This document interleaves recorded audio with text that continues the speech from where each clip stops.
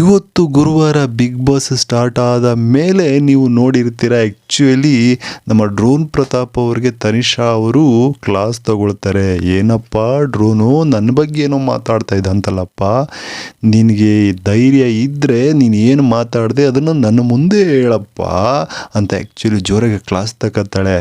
ಇದೇ ತನಿಷಾ ಅವರ ಬಗ್ಗೆ ರಕ್ಷಕು ಒಳಗಡೆ ಬಂದನಲ್ಲಪ್ಪ ಮೊನ್ನೆ, ಅವಾಗ ಸಂಪೂರ್ಣವಾಗಿ ಬಿಚ್ಚಿಡ್ತಾನೆ. ಅಂದರೆ ಬಿಗ್ ಬಾಸಲ್ಲಿ ಇರೋಕ್ಕೆ ಈಕೆ ಏನು ಮಾಡ್ತಾ ಇದ್ದಾಳೆ ಅಂದರೆ, ಯಾವಾಗ ಜೋರಾಗಿ ವಾಯ್ಸ್ ರೈಸ್ ಮಾಡಬೇಕು, ಯಾವಾಗ ಮಾತಾಡಬೇಕು, ಯಾವಾಗ ಗಲಾಟೆ ಮಾಡಬೇಕು, ಇದೆಲ್ಲವನ್ನು ಚೆನ್ನಾಗಿ ತಿಳ್ಕೊಂಡು ಇದುವರೆಗೂ ಬಿಗ್ ಬಾಸಲ್ಲಿ ಇಲ್ಲಿವರೆಗೂ 100 ದಿನಗಳವರೆಗೂ ಕೂಡ ತನಿಷಾ ಅವರು ಉಳ್ಕೊಂಡಿದ್ದಾರೆ ಅನ್ನೋದನ್ನು ರಕ್ಷಕ್ ಹೇಳಿದ ಕ್ಷಣ ಆ್ಯಕ್ಚುಲಿ ನಗ್ತಾಳೆ ಈಕೆ.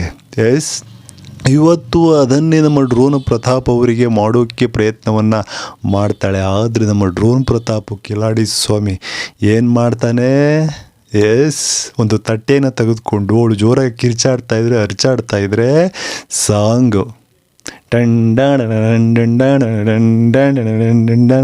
ಸಾಂಗನ್ನು ಹಾಡ್ತಾನೆ.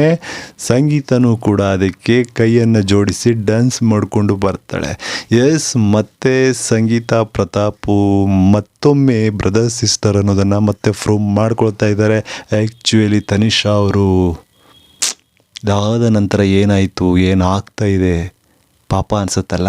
ಎಸ್, ಆ್ಯಕ್ಚುಲಿ ತನಿಷಾ ಅವರು ಗೆಲ್ಲಬೇಕು ಅಂತ ಮಾಡಿದ್ದಂಥದ್ದು ಇಲ್ಲಿವರೆಗೂ ಕೂಡ ನಿಮ್ಮೆಲ್ರಿಗೂ ಮೆಚ್ಚುಗೆ ಆಯ್ತಾ ಇಲ್ವಾ? ಏನಿದ್ರ ಬಗ್ಗೆ ನಿಮ್ಮ ಕಮೆಂಟ್ಸ್ಗಳು ಮಾಡ್ರಪ್ಪ.